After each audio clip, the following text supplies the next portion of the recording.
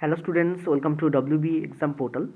তো আগের দিন আমি তোমাদের দুটো কিন্তু রেলের জন্য ইলেকট্রিসিটির ক্লাস দিয়ে দিয়েছি। Hello students, welcome to WB exam portal. তো আগের দিন আমি কিন্তু তোমাদের ইলেকট্রিসিটির ওপর দুটো ক্লাস অলরেডি দিয়েছি। সেখানে আমি তোমাদের অ্যাম্পিয়ার, ভোল্টেজ এবং রোধের যে সম্পর্ক অর্থাৎ ওহমের সূত্র সেটা নিয়ে আলোচনা করেছিলাম, মনে করে দেখো। আজকে আমি কিন্তু তোমাদের বর্তনী বা সার্কিটিং এবং তার উপর প্রশ্ন, ডায়াগ্রাম বেসড প্রশ্ন এবং ইউথের বইয়ের প্রশ্ন আমি তোমাদের রেখেছি। ঠিক আছে, দেখো আমি শুধুমাত্র ইউথের বুক এই কারণে করাচ্ছি না, কারণ ইউথের বুকের বাইরেও অনেক প্রশ্ন আছে যেগুলো এনসিইআরটিতে আছে।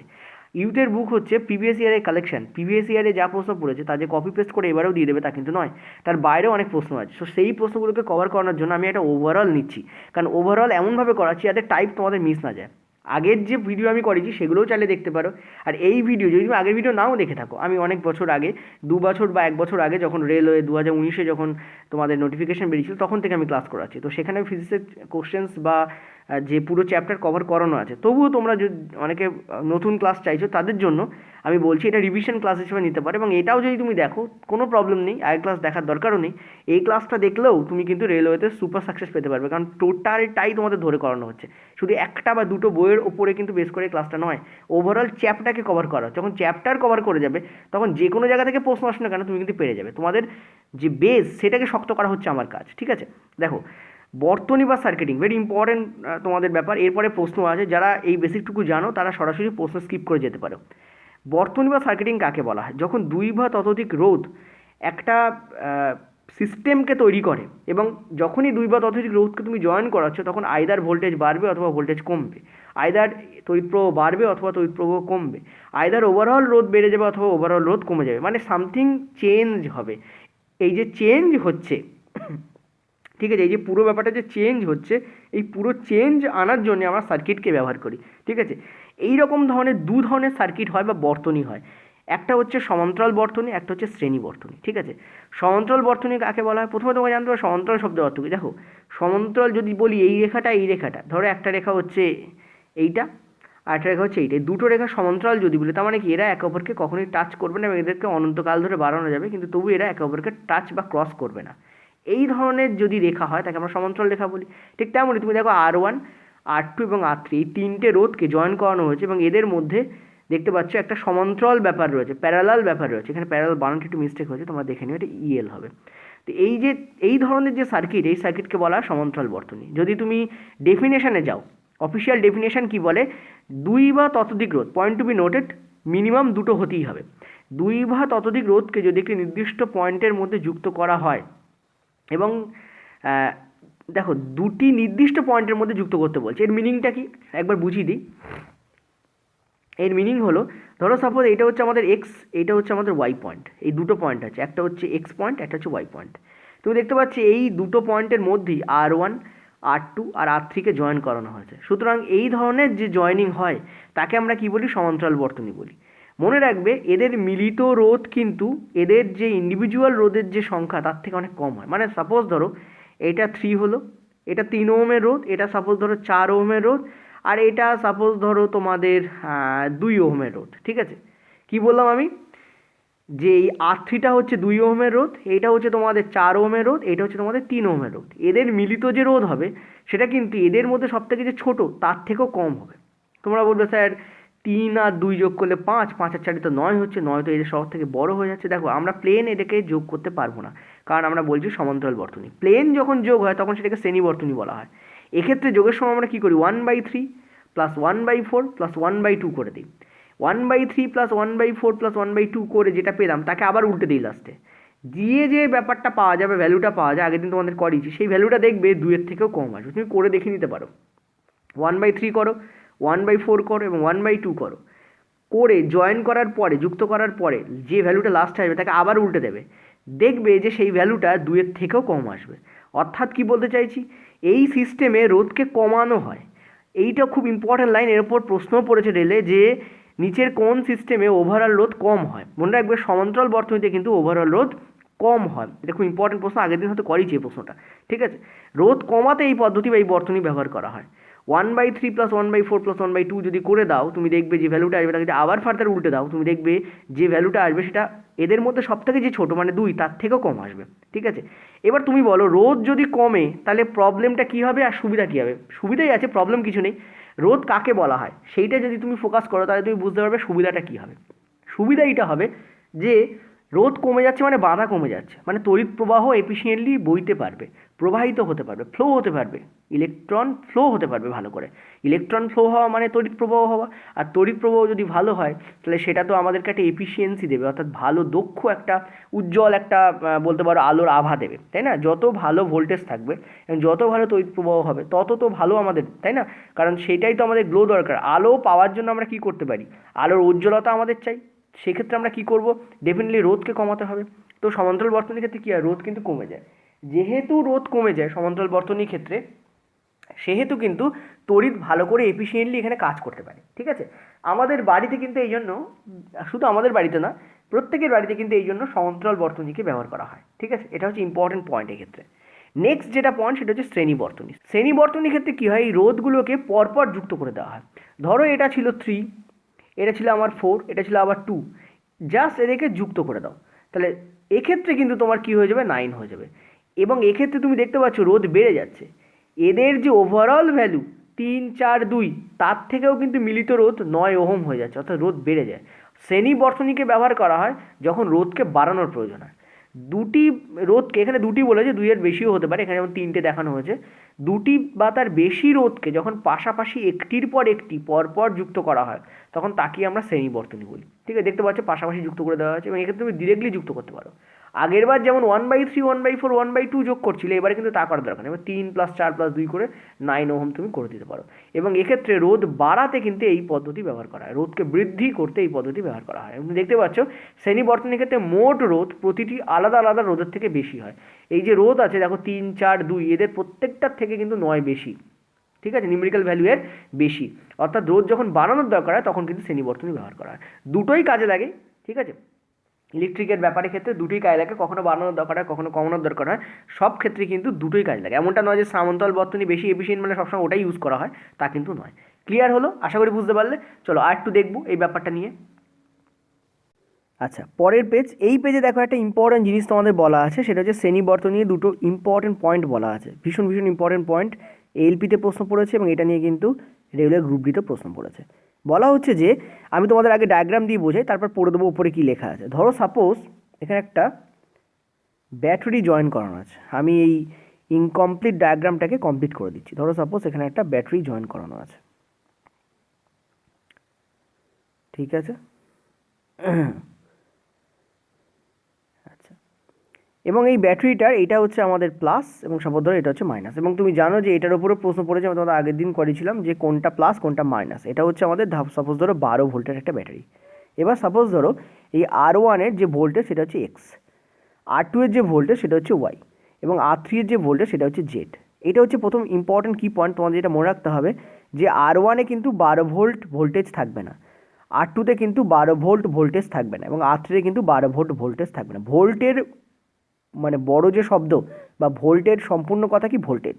ঠিক আছে, এবং এটা কি বিভব পার্থক্যের জন্য আমরা ভোল্ট, এই যে 12 ভোল্ট সেটা ব্যবহার করি।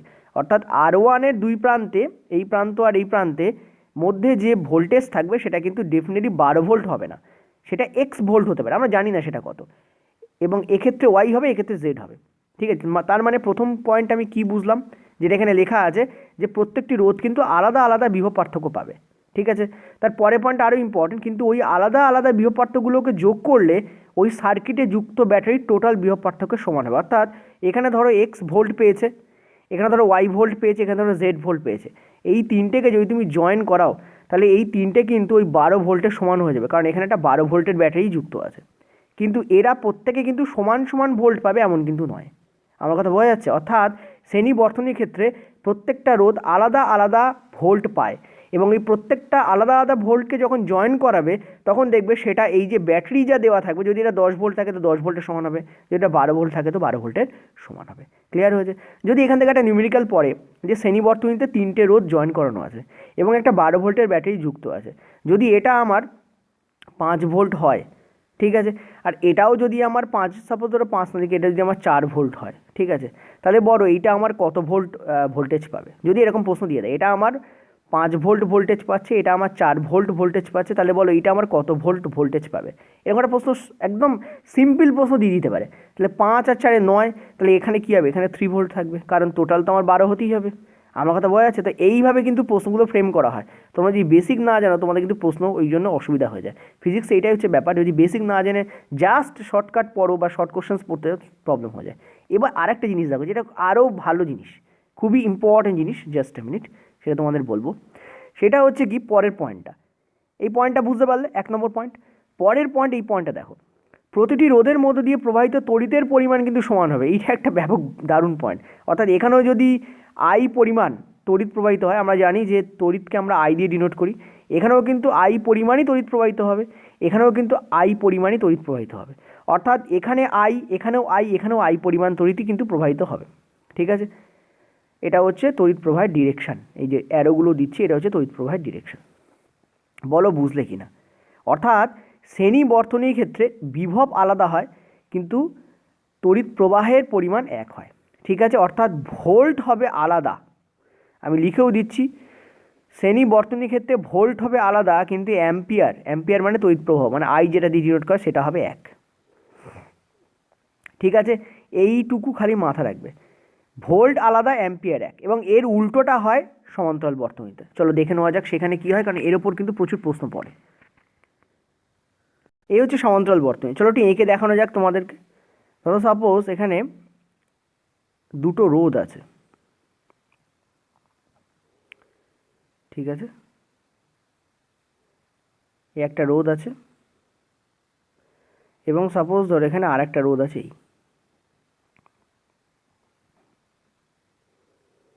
এরকম করি তো আঁকেটাকে না, এটা রোধ আছে, ঠিক আছে। সমান্তরাল বর্তনীর ক্ষেত্রে আমি কি বলেছি, এই যে পয়েন্ট আর এই যে পয়েন্ট, এই দুটো পয়েন্টের মাঝখানে 2 বা ততোধিক রোধ যুক্ত থাকবে, তাই না? একটু আগে বলেছি, আমি তোমাদের পড়িয়েছি। এবং এই দুটো পয়েন্টকে সাপোজ ধরো একটা ব্যাটারির মধ্যে দিয়ে জয়েন করানো আছে।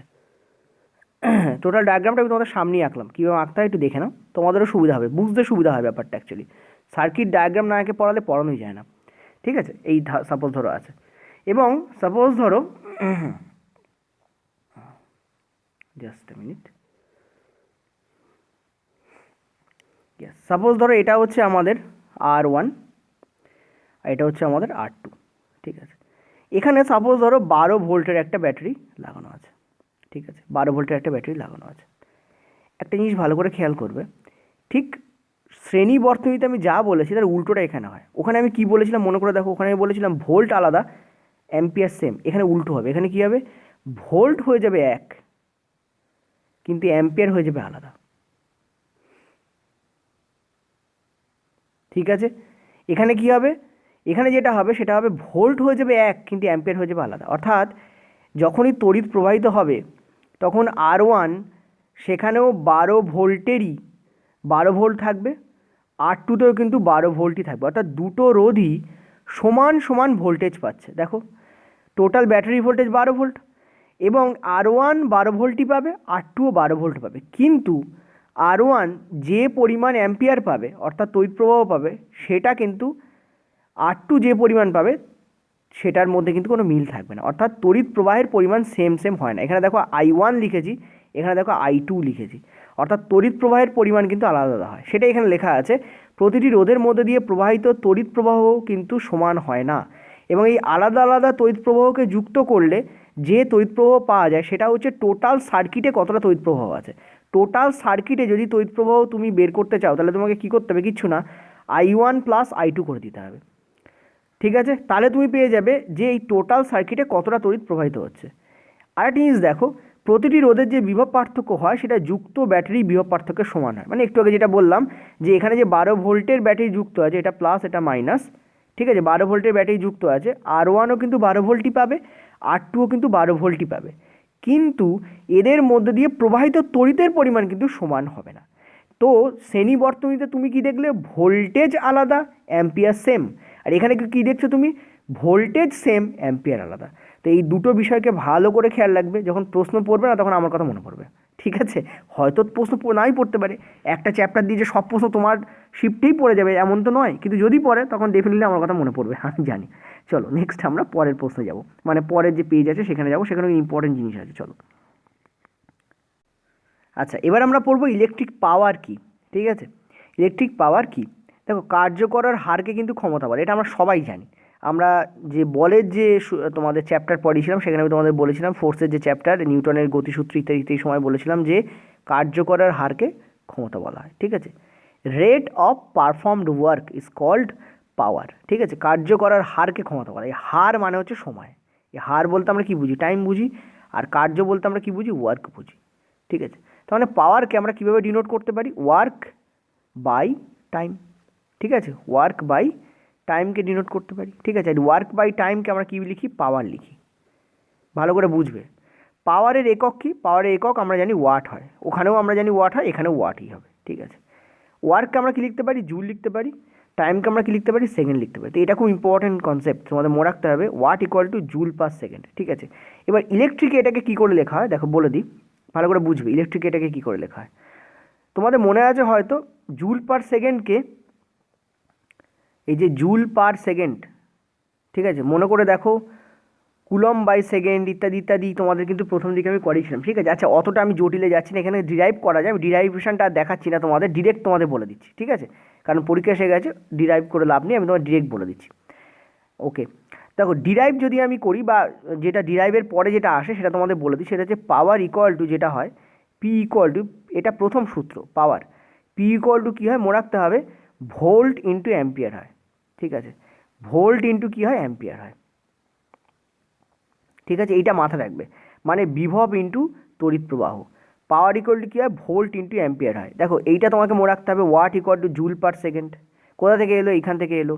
এবং এখান থেকে আরেকটা ফর্মুলা ইলেকট্রিকের ক্ষেত্রে আসতে পারে, সেটা ভোল্ট ইন্টু অ্যাম্পিয়ার। এটা হয়ে গেল প্রথম ফর্মুলা।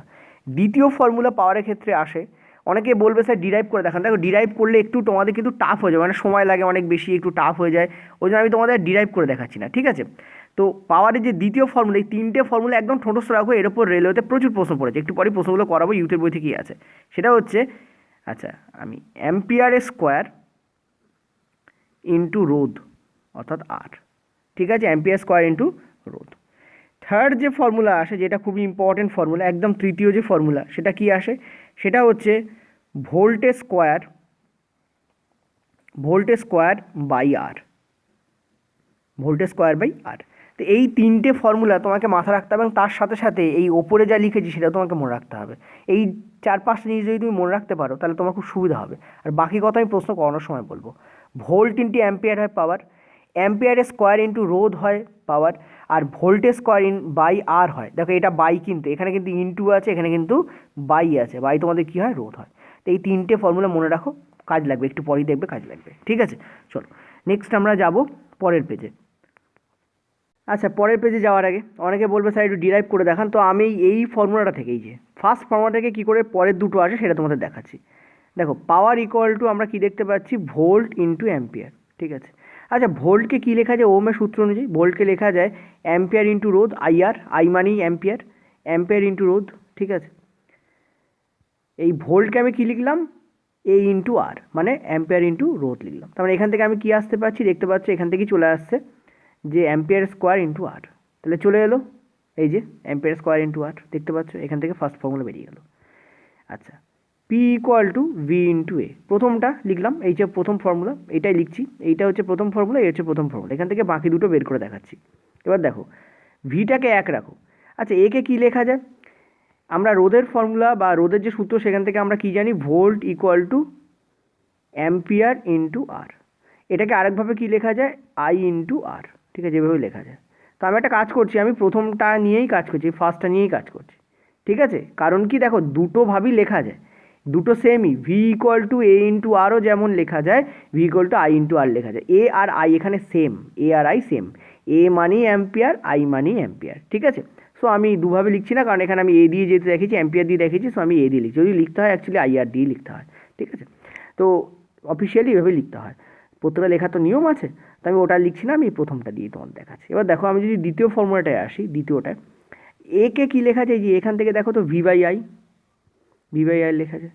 এবং এটাকে যদি তুমি লেখো যে ভি স্কোয়ার বাই আর, দেখো এই চলে আসছে ভোল্টেজ স্কোয়ার বাই আর, এই দেখো চলে আসছে। তো দেখতে পেলে যে এই প্রথমটা থেকেই বাকি দুটোকে বার করা যায়, আর এই ওভারঅল কনসেপ্ট থেকে প্রথমটাকে বার করা যায়। ক্লিয়ার হয়েছে? চলো নেক্সট আমরা পরের পেজে যাব।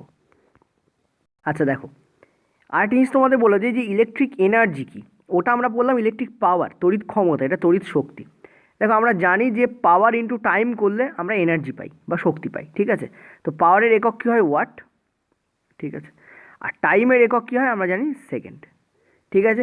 তো ওয়াট ইন্টু সেকেন্ড করলে আমরা এনার্জি পেয়ে যাই, কিন্তু এই ফরম্যাটে ব্যবহারিক একককে প্রকাশ করা হয় না। ওয়াটকে কিলোওয়াট করে দেওয়া হয়, ঠিক আছে? ওয়াটকে কী করে দেওয়া হয়? কিলোওয়াট করে দেওয়া হয়, কিলোওয়াট, ওকে। আর এখানে সেকেন্ড রাখা হয় না, এখানে এটাকে আওয়ার করে দেওয়া হয়। তো আমরা যখনই এবার থেকে এনার্জির কথা বলবো, তুমি মনে রাখবে এটা কিলোওয়াট আওয়ার হয়, ঠিক আছে? ভালো করে বোঝো, অ্যাকচুয়াল হয় ওয়াট ইন্টু সেকেন্ড, ঠিক আছে? ওয়াট ইন্টু সেকেন্ড, কিন্তু ব্যবহারিক একক অর্থাৎ যেভাবে আমরা ব্যবহার করি আমাদের বাস্তব জীবনে, ব্যবহারিক একক বলতে পারো বা বাণিজ্যিক একক বলতে পারো, ঠিক আছে? সেটাকে এই ফরম্যাটে লেখা হয়, কিলোওয়াট আওয়ার। ওয়াটটাকে যদি কিলোওয়াট করে দেওয়া হয়, সেকেন্ডটাকেও বড় করে আওয়ারে পরিণত করে দেওয়া হয়। অ্যাকচুয়ালি ওয়াটের বড় একক হচ্ছে কিলোওয়াট, আর সেকেন্ডের বড় একক হচ্ছে আওয়ার। দুটোই দেখো সেই আমরা পাওয়ার ইন্টু টাইমই করছি। এটা যেমন বলে দিই, পাওয়ারের একক যেমন ওয়াট হয়, পাওয়ার একক কিন্তু কিলোওয়াটও হয়। ওয়াটের একক হচ্ছে কিলোওয়াট, যেমন গ্রামেকে আমরা কিলোগ্রাম মানে কিলোগ্রাম হিসেবে লিখতে পারি, ঠিক আছে? গ্রামকে আমরা কিলোগ্রাম হিসেবে লিখতে পারি, ঠিক তেমনই ওয়াটকে আমরা কিলোওয়াট বলেও লিখতে পারি, ওকে। তো এটাকে যেহেতু বড় এককে প্রকাশ করে দেওয়া হচ্ছে, এটাকেও বড় একক করে কিলোওয়াট আওয়ার লেখা হয়। এটাকে আবার এই ফরম্যাটে লেখা হয় 1 কিলোওয়াট আওয়ার, এই যে কিলোওয়াট আওয়ার। এবার একটা ফর্মুলা বলবো যেটা ভীষণভাবে মনে রাখবে, যেটা দিয়ে দেখবে রেলওয়েতে প্রচুর প্রশ্ন পড়ছে, একটু পরে করাবো। সেটা হচ্ছে এইটা, যেটা লেখা আছে 1 কিলোওয়াট আওয়ার। দেখো স্টুডেন্টরা গোলায় কোথায়? স্টুডেন্টরা গোলায় যে 1 কিলোওয়াট মানে 1 ইউনিট, নাকি 1 কিলোওয়াট আওয়ার মানে 1 ইউনিট। মনে রাখবে 1 কিলোওয়াট আওয়ার মানে কিন্তু 1 ইউনিট, ঠিক আছে? Not 1 kilowatt. এই শব্দটা কিন্তু ভালো করে মাথা রাখো, ভীষণভাবে গায়ে লাগে। 1 কিলোওয়াট আওয়ার মানে কিন্তু 1 ইউনিট, ঠিক আছে? আমাদের ইলেকট্রিক্যাল যে মিটার থাকে তাতে যে ইউনিট ওঠে সেটা কিন্তু অ্যাকচুয়ালি এইভাবে প্রকাশিত হয়, 1 ইউনিট মানে 1 কিলোওয়াট আওয়ার, ঠিক আছে? ওকে, ক্লিয়ার হলো? আচ্ছা, এর আরেকটা ব্যাপার আছে, যেমন 1 কিলোওয়াট আওয়ার মানে 1 ইউনিট, তেমন 1 কিলোওয়াট আওয়ার মানে আর জিনিসও লেখা যায়। কী লেখা যায়? 3.6 ইন্টু 10⁶ জুল। কী লেখা যায়?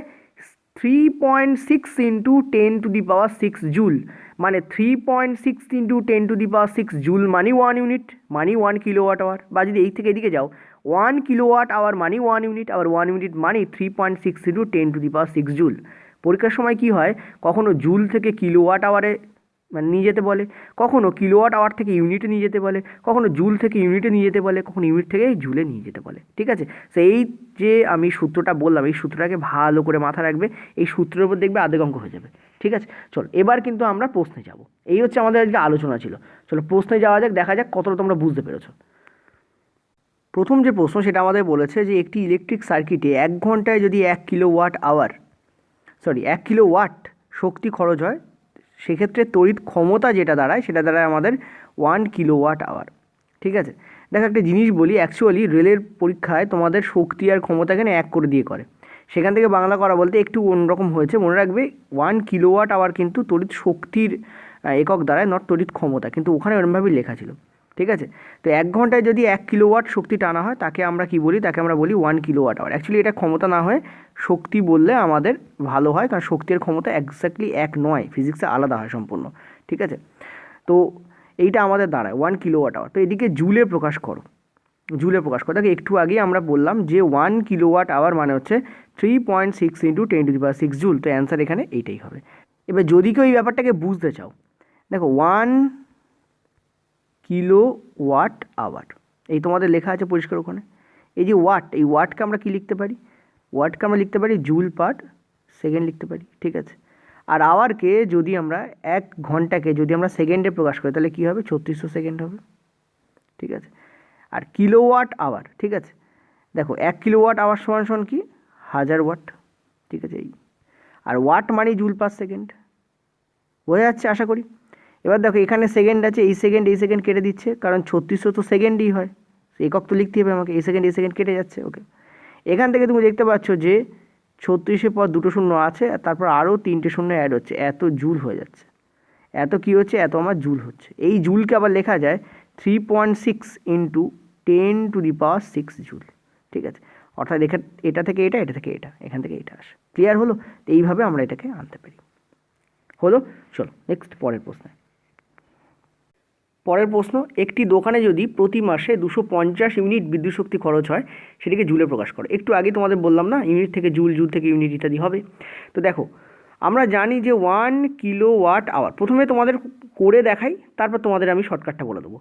1 কিলোওয়াট আওয়ারকে দুটো পার্টে রিপ্রেজেন্ট করানো যায়। একটা হচ্ছে 3.6 ইন্টু 10⁶ জুল, আর এটাকে কী লেখা যায়, 1 কিলোওয়াট আওয়ারকে কী লেখা যায়, 1 ইউনিট লেখা যায়। ঠিক আছে, তারপরে দেখো 1 ইউনিট ইকুয়াল টু যখন 1 কিলোওয়াট আওয়ার, তাহলে 250 ইউনিট সমান কী হবে, 200 kilowatt hour, 250 kilowatt hour, 250 kilowatt hour. ঠিক আছে, আবার দেখো 1 kilowatt hour equal to 3.6 into 10⁶ joule, তাহলে 200 কিলোওয়াট আওয়ার সমান কী হবে, 250 ইন্টু 3.6 ইন্টু 10⁶ জুল। প্লেন ঐকিক নিয়ম, আর কিছু না। এইটুকু জাস্ট করলেই অ্যান্সার বেরিয়ে যাবে।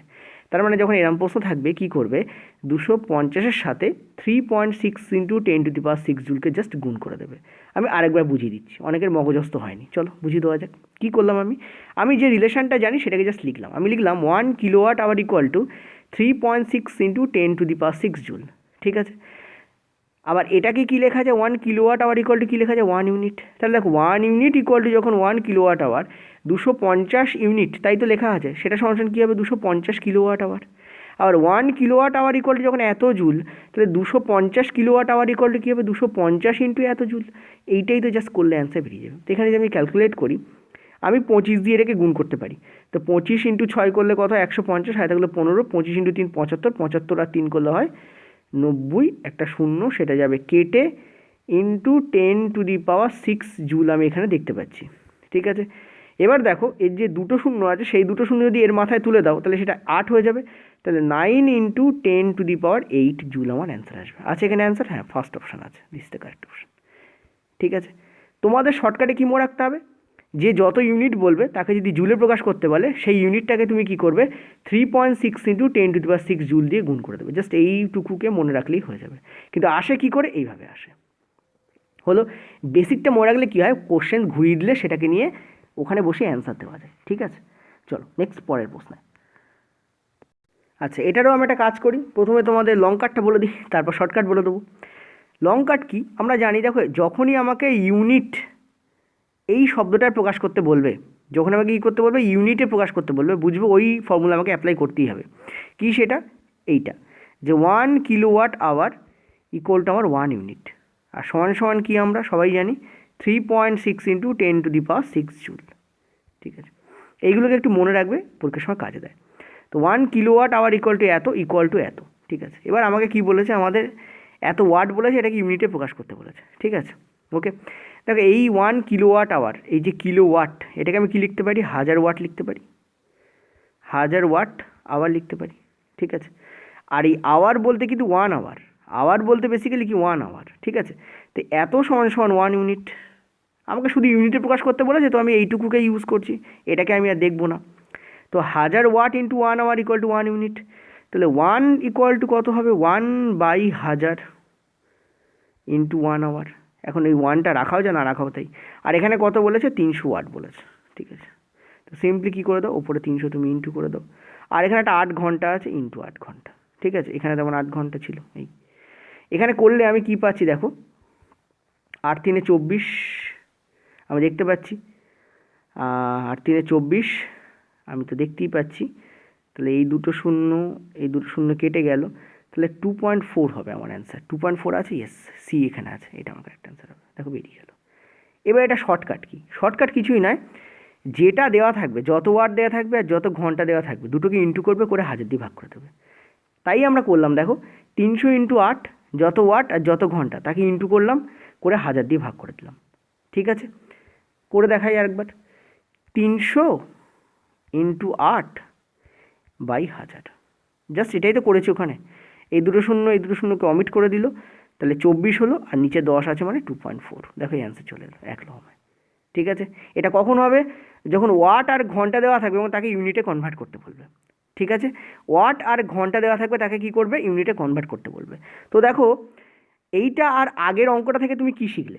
এইটা আর আগের অঙ্কটা থেকে তুমি এইটা শিখলে, যখন ওয়াট আর ঘন্টা দেওয়া থাকবে তাকে ইউনিটে প্রকাশ করতে বললে কি করবে? ওয়াট আর ঘন্টাকে ইন্টু করবে, করে 1000 দিয়ে ভাগ করে দেবে। তুমি কিসে চলে আসবে? তোমার ইউনিটে চলে আসবে। ঠিক আছে, আর যখন, ভালো করে বুঝবে, আর যখন তোমার দেওয়া থাকবে ইউনিট, তার থেকে তোমাকে জুলে কনভার্ট করতে বলবে। দেওয়া থাকবে ইউনিট আগের অঙ্কটার মতো, তার থেকে তোমাকে জুলে কনভার্ট করতে বলবে। কী করবে? ওই ইউনিটকে জাস্ট 3.6 ইন্টু 10⁶ জুল দিয়ে গুণ করে দেবে। চলো আরও অঙ্ক করাবো, করাতে করাতে বুঝতে পারবে। পরের প্রশ্ন বলেছে, একটি তড়িৎ দ্বারা চালিত যন্ত্র 1000 জুল শক্তি খরচ করে 1 সেকেন্ডে। এটিকে 1 ঘন্টা চালানো হয়, তারই খরচ হওয়া বিদ্যুৎ শক্তির পরিমাণ কত? ঠিক আছে, যদি 1 ঘন্টা যদি চালানো হয়, তাহলে খরচ হওয়া যে বিদ্যুৎ শক্তি তার পরিমাণ কত তোমাকে জিজ্ঞেস করেছে। ঠিক আছে, এটা ওই ইউথের বই থেকে তোলা। দেখো, আমরা এখানে কোশ্চেন্স না সলভ করে অ্যান্সার দিতে পারি, কারণ আমরা জানি যে 1 কিলোওয়াট আওয়ারকে আমরা 1 ইউনিট বলি। তো একটাই অপশান আছে, সেটা মার্ক করো, কারণ এটাকে তো 1 ইউনিট বলে না, এটাকে 1 ইউনিট বলে না, এটাকে 1 ইউনিট বলে না। সো এটাই আমাদের উত্তর হবে। এখন যদি সলভ চাও, দেখো এখানে বলেছে 1000 জুল এনার্জি হয় 1 সেকেন্ডে। ঠিক আছে, এটাকে যদি একটু ঘুরিয়ে লিখি, তাহলে কী লিখতে পারি? 1000 জুল পার সেকেন্ড। ঠিক আছে, এটাকে লেখা যায়।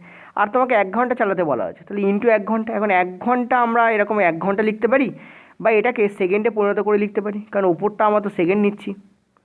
একটু আগেই তোমাদের মনে আছে হয়তো যে এরকম একটা জিনিস আমরা সলভ করেছিলাম এবং অ্যান্সার পেয়েছিলাম 3.6 ইন্টু 10⁶ জুল, আর এটা ইকুয়াল টু 1 কিলোওয়াট আওয়ার, আর এটা ইকুয়াল টু আমাদের 1 ইউনিট।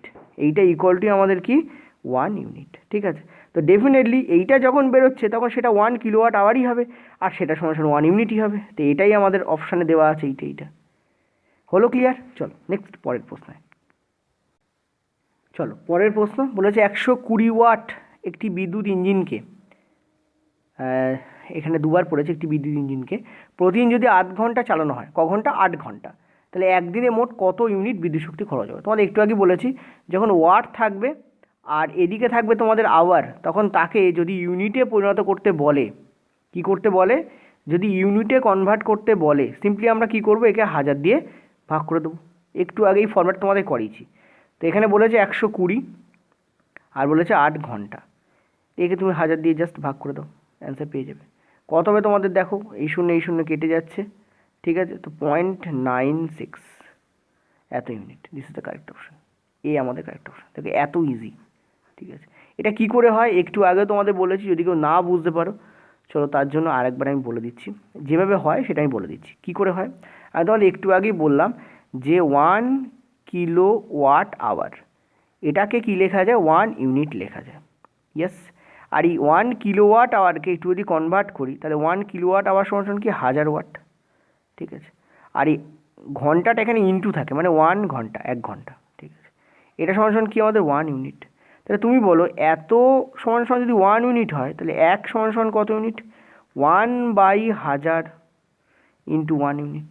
ঠিক আছে, আর এখানে তোমাদের 120 কথা বলেছে, তাহলে 120 কী হবে? এর সঙ্গে ইন্টু, আর ওখানে একটা 8 আছে, সরি 120 নয়, 120 ইন্টু 8 আছে।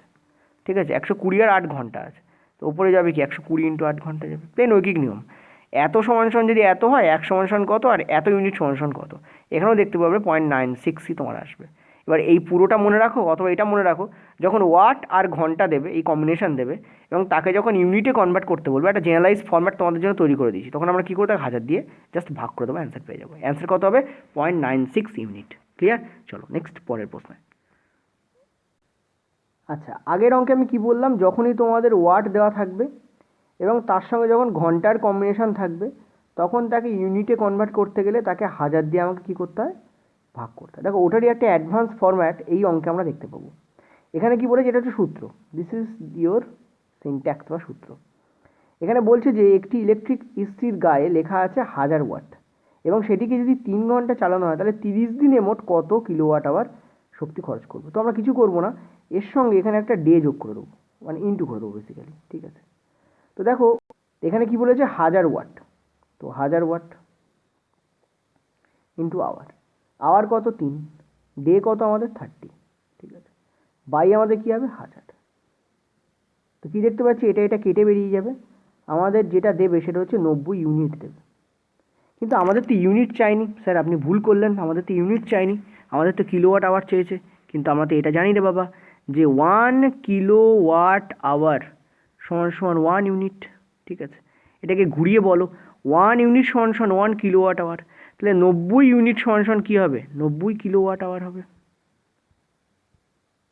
সরি, আমি একটু উল্টো লিখেছি বলতে অঙ্ক ঠিক আছে, জাস্ট এটা এইভাবে লিখতে হয়, আমি এইচটা আগে দিয়েছিলাম। তো অ্যান্সার আমাদের কী হবে, 90 kilowatt hour, this is the, ঠিক আছে, this is the right answer. আবার বলে দিচ্ছি, আমি তোমাদের কি বললাম, যখন ওয়াট থাকবে আর ঘন্টা থাকবে তখন তাকে ইউনিটে কনভার্ট করতে গেলে তাকে 1000 দিয়ে কী করে দাও, ভাগ করে দাও, দুটোকে গুণ করে 1000 দিয়ে ভাগ, ওয়াট আর আওয়ারকে গুণ করে 1000 দিয়ে ভাগ। এখানে একটু অ্যাডভান্স ফরম্যাট দিয়ে দিন করে দিয়েছে, তো কিছুই নয়, একদিনে যদি 3 ঘন্টা হয় তাহলে 30 দিনে কত হবে, 3 ইন্টু 30 হবে, ওই জন্য আমরা 3 ইন্টু 30 করেছিলাম। ব্যাপারটাকে একটু ভেঙে বলি, ঠিক আছে। আর একদিনে যদি 1000 ওয়াট হয় তাহলে 3 ইন্টু 30 ঘন্টায় কত হবে, 1000 ইন্টু 3 ইন্টু 30। এটাকে আমি যদি 1000 দিয়ে ভাগ করি তাহলে আমি ইউনিটে নিয়ে যেতে পারবো। আবার আমি এটা জানি যে 1 unit equal to 1 kilowatt hour, তাহলে 90 ইউনিট সমান সমান কী হবে, আমাকে তো কিলোওয়াট আওয়ারে বার করতে বলেছে, 90 কিলোওয়াট আওয়ার হবে। দেখো কিলোওয়াট আওয়ার আর ইউনিট সেম হয়, যত কিলোওয়াট আওয়ার তত ইউনিট, যত ইউনিট তত কিলোওয়াট আওয়ার। যদি 1 ইউনিট বলো তাহলে 1 কিলোওয়াট আওয়ার, যদি 1 কিলোওয়াট আওয়ার বলো তাহলে 1 ইউনিট। সিমিলারলি 90 ইউনিট মানে 90 কিলোওয়াট আওয়ারই হবে, সেই জন্য অ্যান্সার আমাদের কী হবে, 90 হবে। ওকে, চলো নেক্সট পরের প্রশ্নে। পরের প্রশ্ন বলেছে 6 ভোল্টের একটি সার্কিটের মধ্য দিয়ে 0.5 অ্যাম্পিয়ার তড়িৎ প্রবাহিত হলে ক্ষমতার পরিমাণ নির্ণয় করো, ঠিক আছে। দেখো ক্ষমতা মানে পাওয়ারের 3টে ফর্মুলা আমি বলেছিলাম, একটা হচ্ছে পাওয়ার সমান সমান কি, ভোল্ট ইন্টু অ্যাম্পিয়ার, প্রথম যে ফর্মুলা বলেছিলাম, দেখো সেই ফর্মুলা দিয়ে আমাদের কাজ হয়ে যাচ্ছে। ভোল্ট আমাদের কত বলেছে, 6 ভোল্ট, অ্যাম্পিয়ার আমাদের কত বলেছে, 0.5 অ্যাম্পিয়ার। এখান থেকে আমরা কি দেখতে পাচ্ছি, অ্যান্সার আমাদের কি আসছে, 3 watt will be the correct answer here, ঠিক আছে, 3 ওয়াট আমাদের কারেক্ট অ্যান্সার, ঠিক আছে। দেখো পাওয়ার দেওয়া রয়েছে, পাওয়ারের একক হচ্ছে আমাদের ওয়াট হয়, তো this is the correct answer here. Okay, চলো নেক্সট পরের প্রশ্ন। পরের প্রশ্ন বলেছে 500 ওয়াটের একটি বাল্ব 1000 জুল শক্তি খরচ করলে সময়ের পরিমাণ বের করো। দেখো আমরা জানি যে এখানে তোমাদের, হ্যাঁ আমরা জানি যে ওয়াট সমান সমান কি, জুল পার সেকেন্ড, ইয়েস এটা আমরা জানি। ওকে, আমাদের ওয়াট কত দেওয়া রয়েছে, 50 ওয়াট, জুল আমাদের কত দেওয়া রয়েছে, 1000 জুল, সেকেন্ড আমাদের বার করতে বলেছে। এটা একটা প্রশ্ন হলো, দেখো অ্যান্সার আমাদের কী হচ্ছে, 20, ঠিক আছে, 20 second will be the correct answer here. Okay, ওই জন্য আমি বলেছিলাম যে পাওয়ারের ওপর প্রচুর প্রশ্ন আসবে এবং এইটা মুখস্থ রাখতে, এটা হচ্ছে বেসিক জিনিস, তার থেকেও বাকিগুলো বেরোয়। পাওয়ারের যে 3টে ফর্মুলা সেটা এখান থেকেই আসে। ওয়াট ইকুয়াল টু কি, জুল পার সেকেন্ড, আর ওয়াট কিসের একক, পাওয়ারের একক বা ক্ষমতার একক, ঠিক আছে। চল নেক্সট পরের প্রশ্ন। সেম টাইপের একটা প্রশ্ন আবার, এটাও ওখান থেকেই তোলা এবং এটা আরআরসি গ্রুপ 2018-তে পড়েছে। 1250 ওয়াটের একটি ইলেকট্রিক ইস্ত্রিকে প্রতিদিন 3 ঘন্টা প্রয়োগ করা হলে প্রতিদিন একটি ধারা প্রযুক্ত ইলেকট্রিক শক্তির পরিমাণ কত। এভাবেই তোমাদের ওখানে হিন্দিটা করা ছিল, সেখান থেকে ডিরেক্ট বাংলা করা বলে এরকম একটু অকওয়ার্ড বাংলা এসছে, ঠিক আছে। যাই হোক, এখানে ওয়াট আর ঘন্টা দেওয়া রয়েছে, তোমাদের ইউনিট বার করতে বলেছে। তো একটু আগে তো আমি থাম্বনেল রুল বলে দিয়েছি যে যখন ওয়াট দেওয়া থাকবে আর ঘন্টা দেওয়া থাকবে তাকে ইউনিটে কনভার্ট করতে গেলে কী করবো, আমি 1000 দিয়ে জাস্ট ভাগ করে দেবো, ঠিক আছে। তো ওয়াট কত আমাদের, 1250, ঠিক আছে, আর প্রতিদিন আমাদের মানে 3 ঘন্টা। ওকে, তাকে আমাকে কী করতে হবে, 1000 দিয়ে জাস্ট ভাগ করে দিতে হবে। তো আমরা কী পেয়ে যাবো, আমরা এখানে ইউনিট পেয়ে যাবো। ওকে, তো চলো করে ফেলা যাক। কী দেখতে পাচ্ছি, এই শূন্য কেটে গেল, তো আমাদের এখানে আসছে কত, 5 3 15, 36 আর 1 37, এত, আর 2 শূন্য মানে আমার এখানে 3.75, ঠিক আছে, this is the correct answer. Just a minute, এখানে পয়েন্ট আছে, আচ্ছা চলো আরেকবার লিখে দিচ্ছি, 3.75, this is the correct answer. কোথায় গেল, এই যে বি আমাদের কারেক্ট অ্যান্সার হলো। ওয়াট এবং আওয়ার থেকে যখন আমাদের ইউনিটে প্রকাশ করতে বলবে, this is the thumb rule. আর যদি বলে ডে, এর সঙ্গে একটা ডে ইন্টু করে দেবো, আর কিছু না। হলো ক্লিয়ার? পরের প্রশ্নে চলো। পরের প্রশ্ন দেখো, বলছে বিদ্যুৎ শক্তির ব্যবহারিক একক কী। ইম্পর্টেন্ট প্রশ্ন, ভেরি ইম্পর্টেন্ট প্রশ্ন, রিপিটেডলি পড়েছে এটা বিভিন্ন শিফটে, ওখান থেকেই তোলা। তো ওয়াট, কিলোওয়াট, কিলোওয়াট ঘন্টা, জুল, অ্যান্সার আমাদের কী হবে, কিলোওয়াট ঘন্টা, ঠিক আছে, কিলোওয়াট ঘন্টা। ওয়াট হচ্ছে পাওয়ারের একক, মানে ক্ষমতার একক। কিলোওয়াটও কিন্তু পাওয়ারের একক। জুল হচ্ছে তোমাদের শক্তির একক। ঠিক আছে, কিন্তু এখানে তোমাদের বলেছে যে বিদ্যুৎ শক্তি, প্রথম কথা জুল শক্তির একক, ডেফিনেটলি কারেক্ট, কিন্তু এখানে এক যোগ করে দিয়েছে বিদ্যুৎ শক্তি আর দুই ব্যবহারিক, এই দুটো কথা তোমাকে খেয়াল রাখতে হবে। তো অ্যান্সার আমাদের কী হবে? কিলোওয়াট আওয়ারই কিন্তু আমাদের অ্যান্সার হবে। এটাই কিন্তু আমাদের কারেক্ট অ্যান্সার। চলো পরের প্রশ্ন। নেক্সট প্রশ্ন, বিদ্যুৎ বাল্বে 100 ওয়াট লেখা আছে, এর অর্থ কী? দেখো, ওয়াট বলতে আমি একটু আগে কি বললাম তোমাদের, জুল পার সেকেন্ড।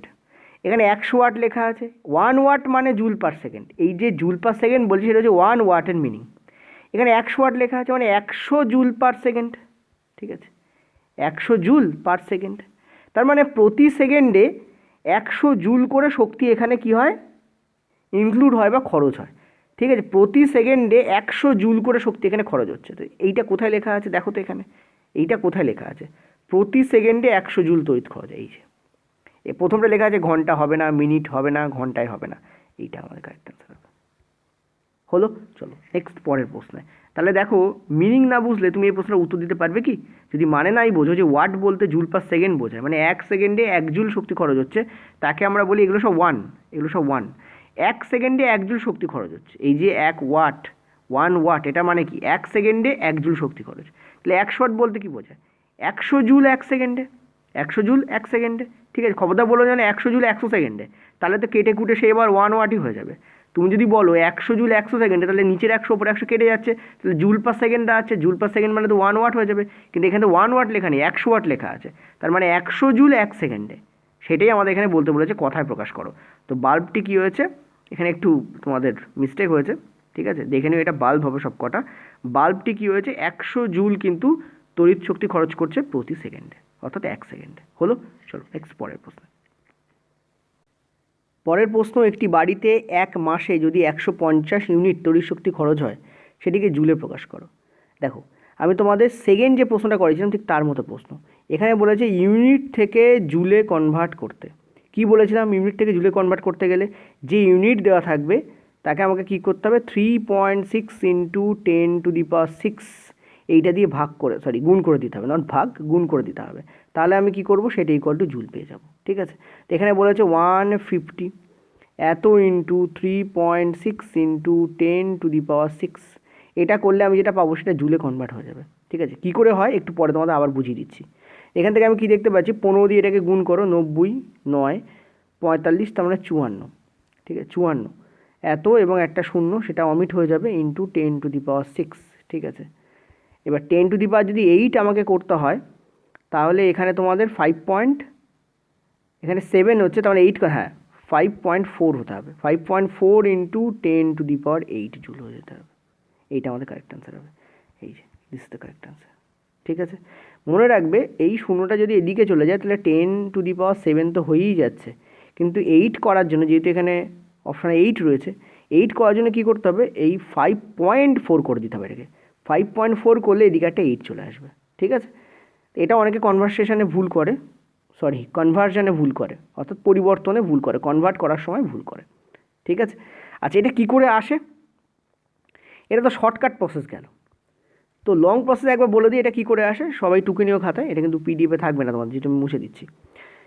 লাস্ট যে স্টেপটা করাবো সেটাই পিডিএফে থাকে। দেখো বলে দিচ্ছি এটা কী করে আসে। আমরা জানি যে 1 কিলোওয়াট আওয়ার, এইটা সমান আমাদের 1 ইউনিট। ঠিক আছে, মানে 1 ইউনিট সমান 1 কিলোওয়াট আওয়ার। এখানে 150 ইউনিট বলেছে, তাহলে 150 ইউনিট সমান কী হবে, 150 কিলোওয়াট আওয়ার হবে, বেসিক ঐকিক নিয়ম। আবার আমরা জানি যে 1 কিলোওয়াট আওয়ার ইকুয়াল টু কিন্তু 3.6 ইন্টু 10⁶ জুলও হয়। তাহলে তুমি বলো 1 কিলোওয়াট আওয়ার ইকুয়াল টু যখন 3.6 ইন্টু 10⁶ জুল, তাহলে 150 কিলোওয়াট আওয়ার সমান কী হবে, 150 ইন্টু 3.6 ইন্টু 10⁶ জুল হবে। প্লেন, এটাও প্লেন ঐকিক নিয়ম। ঠিক আছে, এত কিলোওয়াট আওয়ার ইকুয়াল টু যদি এত হয়, তাহলে এত কিলোওয়াট আওয়ার ইকুয়াল টু কত, এত ইন্টু অত কিলোওয়াট আওয়ার। ইন্টু করলে আমরা কী পাবো, 5.4 ইন্টু 10⁸ জুল আমরা পাবো। এটা আমাদের এখানে অ্যান্সার হবে। বোঝা যাচ্ছে, এটা হচ্ছে বেসিক।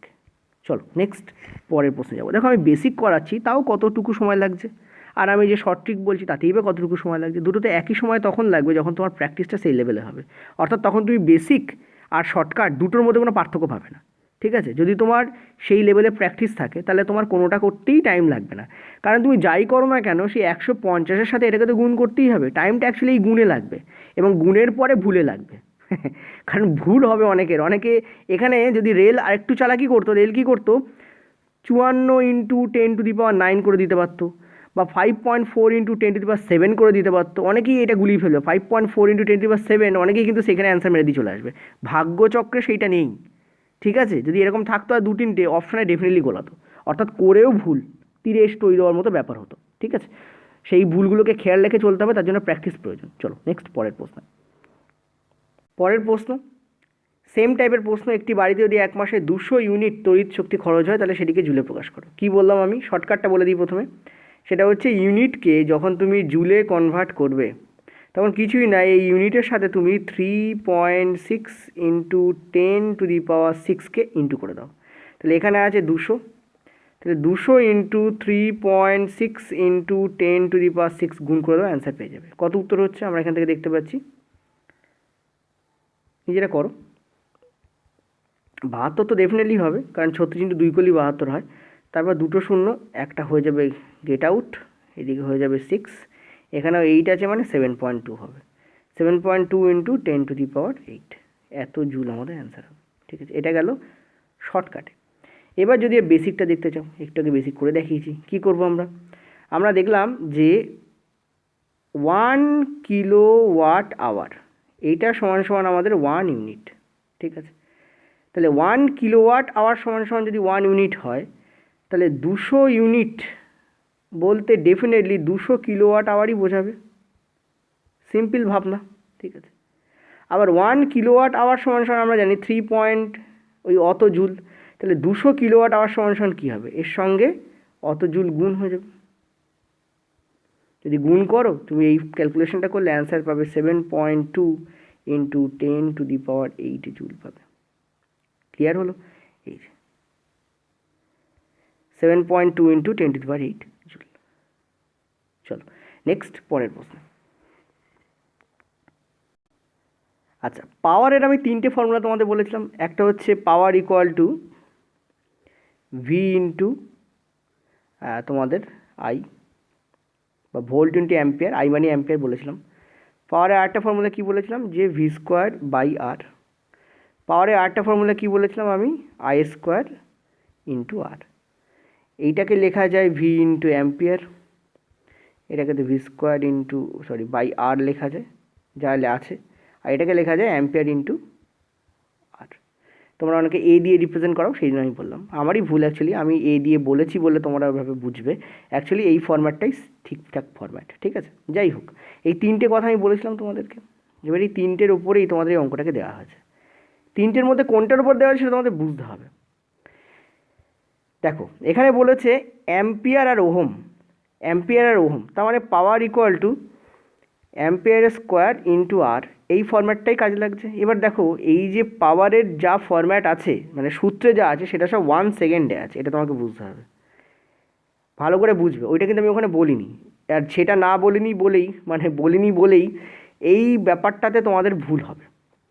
ঠিক আছে, এখানে কিন্তু 1 মিনিটে বলেছে, এখানে কিন্তু 1 সেকেন্ডে বলেনি। এইটা তোমরা অমিট করে যাবে, আর সেই অ্যান্সারটাও এখানে দেওয়া আছে। ঠিক আছে, এবং যদিও ভুল দেওয়া আছে, এটাকে একটু ঘুরি দিলে আমাকে এটাই অ্যান্সার করে দিয়ে চলে আসতো।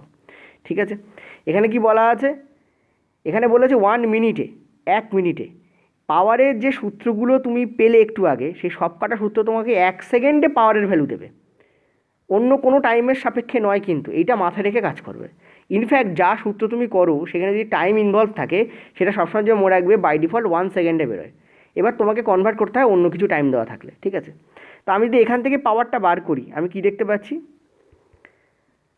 10 ওহম আমার রোধ রয়েছে, আর আমাকে অ্যাম্পিয়ার কত বলেছে 1.5, এর স্কোয়ার হবে। তাহলে অ্যান্সার হওয়া কত ছিল আমার, উত্তর ছিল আমার 2.25 × 10। 2.25 ইন্টু 10 মানে 2.5 আমার অ্যান্সার উত্তর ছিল। দেখো সেটা আমার অপশানে রয়েছে, আমি বললাম না একটু আগে, ঠিকই অ্যান্সার দেওয়া আছে, কিন্তু এটা কিন্তু উত্তর নয়। কেন? কারণ এইটা হচ্ছে 1 সেকেন্ডের ভ্যালু। এই যেটা প্রশ্ন এসছে, উত্তরে যেটা এসছে, এটা হচ্ছে 1 সেকেন্ডের ভ্যালু। তোমাকে 1 সেকেন্ড বলে, তখন 1 মিনিট বলেছে। তাহলে 1 সেকেন্ডে যদি এত হয়, তাহলে 1 মিনিটে কত হবে? 1 মিনিট মানে 60 সেকেন্ড, এর সঙ্গে 60 তোমাকে গুণ আরও করতে হবে। এইটাই স্টুডেন্টরা ভুল করবে। আমি আরেকবার বলে দিচ্ছি এই প্রশ্নটার উত্তরটা, ভালো করে বোঝো।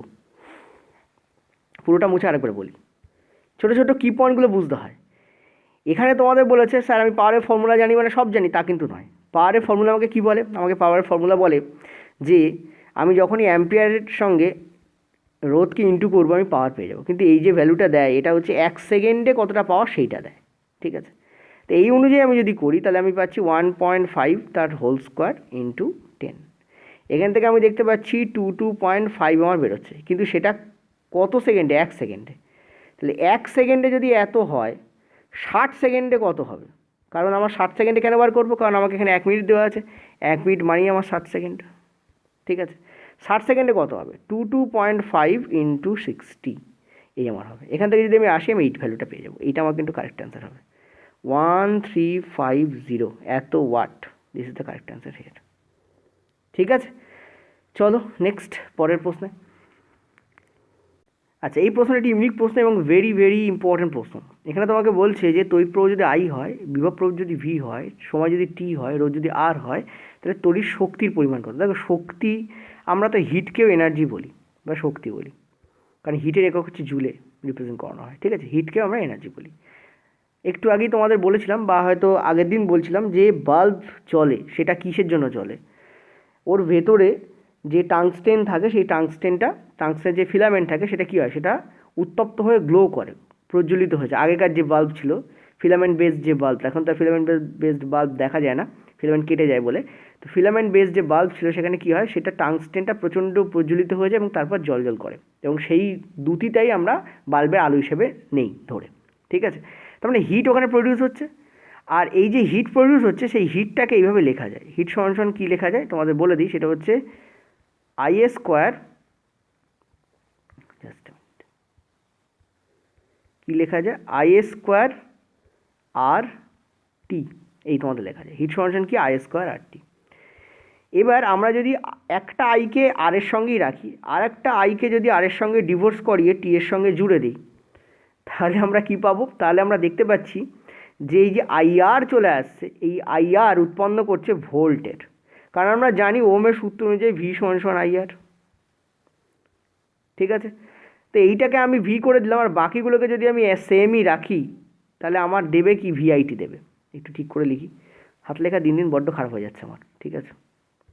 কী দেবে আমাকে? ভিআইটি দেবে, ঠিক আছে? ভিআইটি দেবে। তো দেখো ভিআইটি কোন অপশন আছে? ডি অপশন আছে, এটা মানে কারেক্ট হলো। ক্লিয়ার? অর্থাৎ এখানে যে তড়িৎ শক্তি বলেছে সেটা আমি কিলোওয়াট আওয়ারে প্রকাশ করব না, সেটা আমি হিটে প্রকাশ করব। কেন?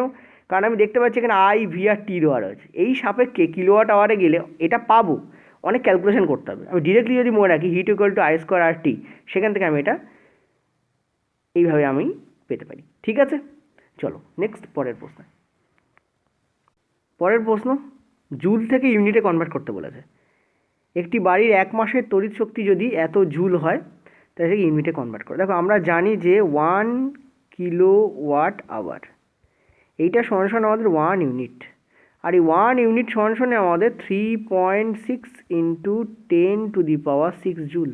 তাহলে এইটুকুকে দেখো খালি, এখানে তুমি জুলের সঙ্গে ইউনিটের রিলেশন পেয়ে যাচ্ছ না, তাই তো? তাহলে 3.6 ইন্টু 10⁶ জুল ইকুয়াল যদি 1 ইউনিট হয়, তাহলে 1 জুল ইকুয়াল টু কত ইউনিট হবে? 1/3.6 ইন্টু 10⁶ জুল হবে, ঠিক আছে? ক্লিয়ার হলো? আর এখানে আমাদের তাও বলেন, এখানে আমাদের 9 ইন্টু 10⁸ জুল ইকুয়াল টু কত ইউনিট বার করতে বলেছে। তো কী করবো? জাস্ট ইন্টু করে দাও, 9 ইন্টু 10⁸, আমি ইন্টু করে দিলাম। এখান থেকে আমার যেটা কাটাকুটি করলে বেরোবে সেটাই অ্যান্সার হবে, ঠিক আছে? কী দেখতে পাচ্ছি আমি? 9 দিয়ে এটাকে কাটলে হচ্ছে 0.4, আর এটার দিকে এটাকে কাটলে হচ্ছে আমার উপরে থাকছে আমার 10⁻², ঠিক আছে? আর উপরে আমাদের 1 আছে, এইদিকে আমাদের 0.4 আছে। 10/0.4 মানে তোমাদের আসবে 250। তাহলে অ্যান্সার আমাদের কী হবে? 250, এত ইউনিট আমাদের অ্যান্সার আসবে। B will be the correct answer. তোমরা একটু ক্যালকুলেট করে দেখে নিও, এখানে অ্যান্সার তাই আসবে। এটা কিন্তু 0.4, ঠিক আছে।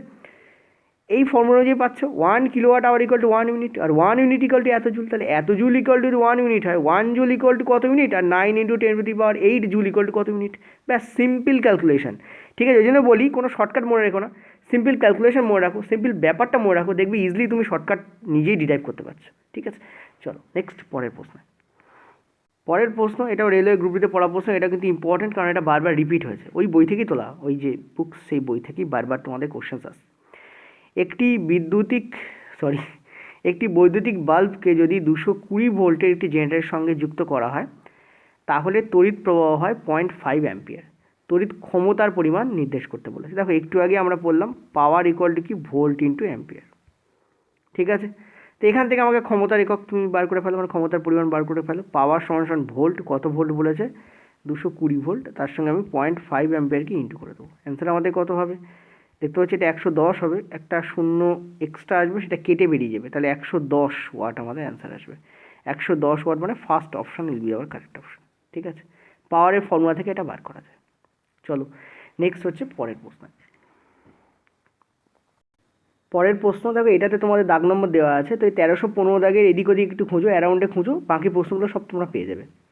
240 ভোল্ট এবং 0.6 অ্যাম্পিয়ার বাল্বের ইলেকট্রিক ক্ষমতা কত। দেখো আমরা ইলেকট্রিক যে ক্ষমতার সূত্র একটু আগে জানলাম, সেটা হচ্ছে পাওয়ার ইকুয়াল টু কী জানলাম, যে ভোল্ট ইন্টু অ্যাম্পিয়ার। তোমাদের একটু দেখিয়ে দিই এই ভোল্ট ইন্টু অ্যাম্পিয়ার কী করে আসে। প্রথম যে সূত্রটা পাওয়ারের 3টে সূত্রের প্রথম সূত্র, ওখানে দেখায়নি, এখানে একটু দেখিয়ে দিই। দেখো আমরা জানি যে ভোল্ট সমান কি, জুল পার কুলম, প্রথম দিন পড়িয়েছিলাম, ঠিক আছে। এখান থেকে যদি আমি জুলে আসতে চাই, কারণ আমাদের ওয়াট মানে জুলের সঙ্গে যুক্ত। আচ্ছা ওয়াট মানে জুলের সঙ্গে কেন যুক্ত বলছি, দেখো পাওয়ার সমান আমরা কী জানি, জুল বাই সেকেন্ড, ঠিক আছে। পাওয়ার বলতে আমরা কি বুঝি, জুল পার সেকেন্ড, তাই না। 1 সেকেন্ডে কতটা শক্তি ট্রান্সফার হচ্ছে তাকেই তো আমরা পাওয়ার বলি, তাহলে জুলে আমাদের কনভার্ট করতে হবে। তো এখান থেকে আমরা কি পাচ্ছি, ভোল্ট ইন্টু কুলম, এইটা আমরা জুল পাচ্ছি। ভোল্ট ইন্টু কুলম সমান আমরা কী পাচ্ছি, আমরা পাচ্ছি জুল, ঠিক আছে।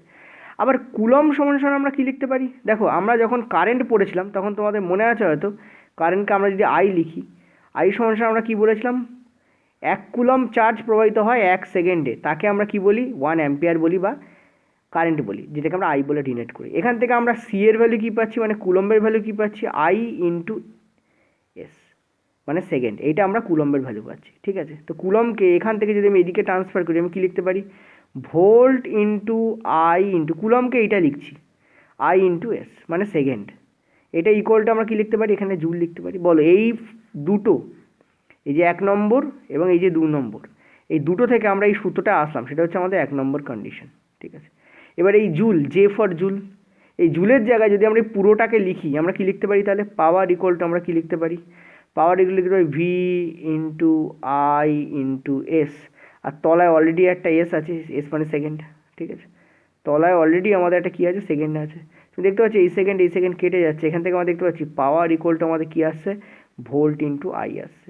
এটা কি আমি একটু আগে বলছিলাম, পাওয়ার ইকুয়াল টু কী আসছে আমাদের, ভোল্ট ইন্টু, মনে করে দেখো অ্যাম্পিয়ার আসছে, ঠিক আছে। অ্যাম্পিয়ার বলে লিখছি, কারণ আইকে আমরা অ্যাম্পিয়ারও লিখতে পারি, আর সময় এও লিখি, ঠিক আছে। এই যদিও লেখা উচিত অ্যাকচুয়ালি এইটা, কারণ ফিজিক্সে কারেন্টকে আই দিয়ে ডিনোট করা হয়, ঠিক আছে। তো এই হচ্ছে আমাদের ফর্মুলা, এইভাবে আমাদের এই ফর্মুলাটা আসে। এবার এই ফর্মুলা অনুযায়ী তুমি যদি এখানে পুট করো, তুমি অ্যান্সার পেয়ে যাবে। চলো পুট করে দেখা যাক। এই ফর্মুলা থেকে আমি যদি এখানে আসি, তাহলে আমি কী পাচ্ছি, আমি পাচ্ছি পাওয়ার equal to volt into ampere, আমি পাচ্ছি, ঠিক আছে। তো ভোল্ট আমাদের কত বলেছে, 240 ভোল্ট, আর অ্যাম্পিয়ার আমাদের কত বলেছে, 0.6। অ্যান্সার আমাদের কত আসছে, 144, this is the correct answer, ঠিক আছে।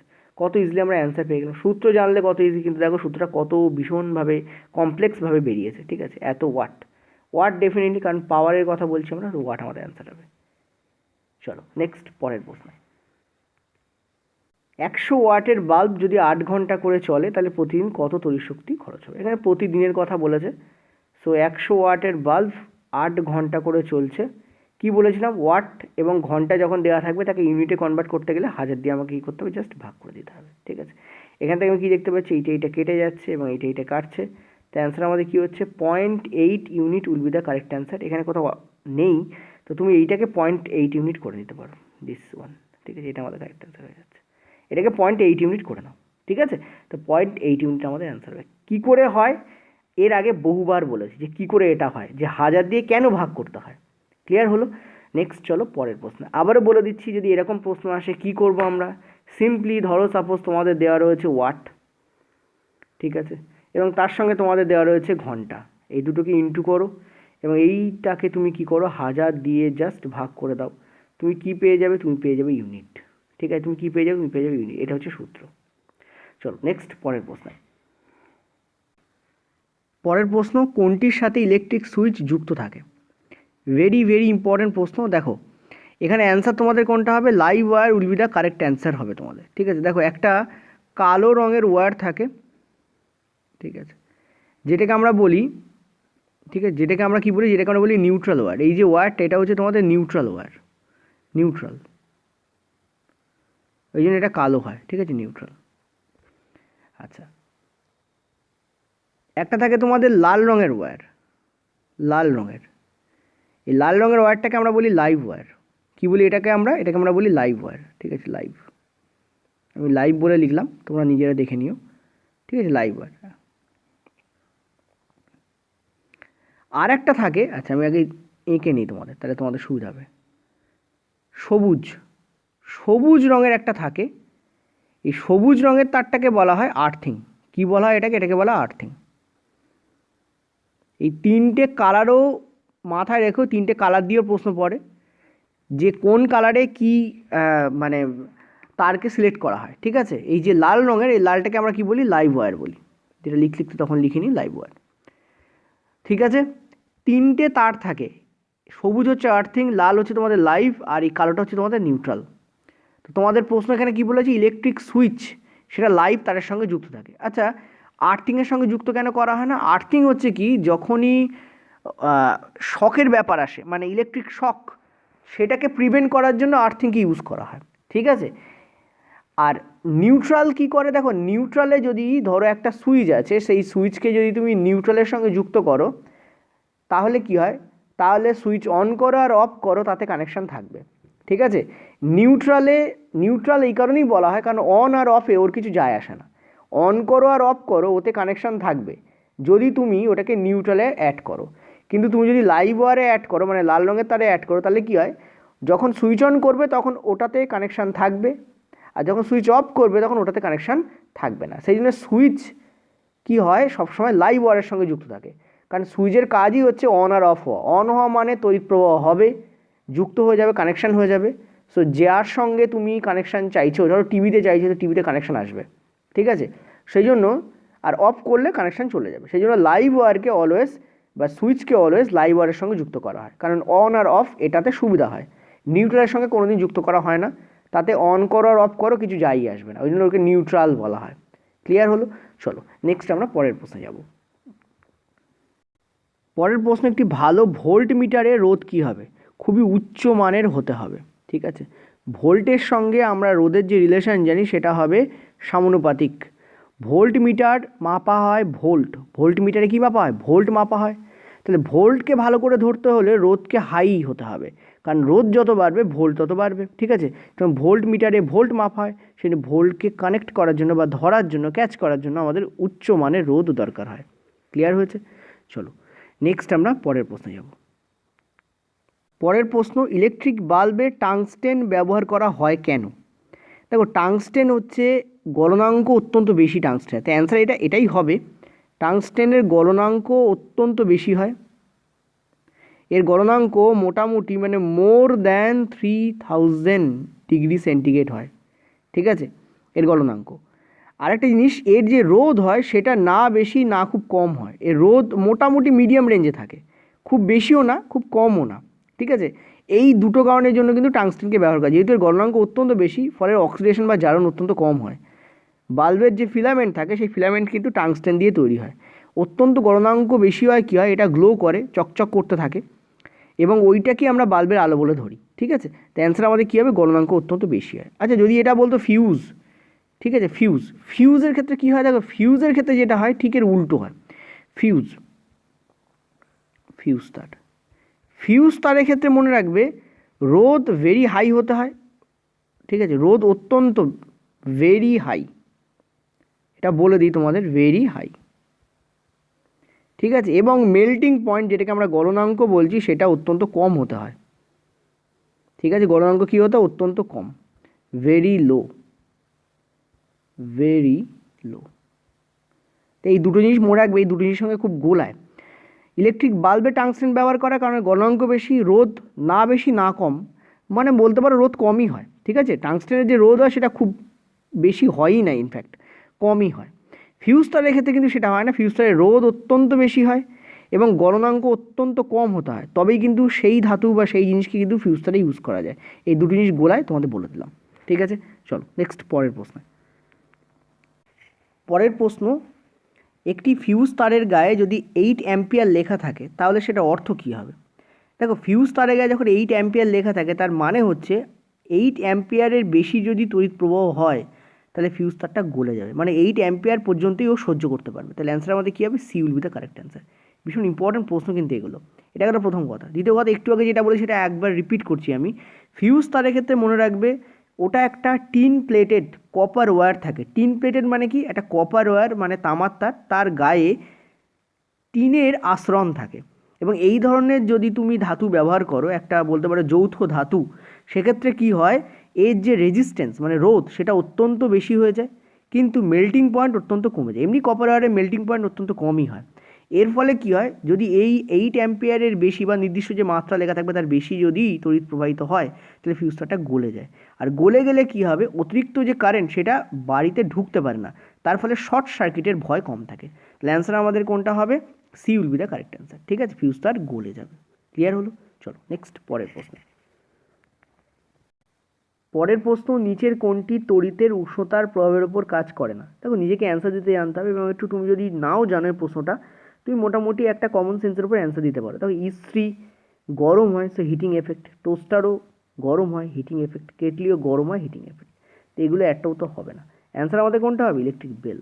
ইলেকট্রিক বেল কিন্তু ম্যাগনেটিক এফেক্টের ওপর কাজ করে, তড়িতের চুম্বকীয় প্রভাবের ওপর কাজ করে।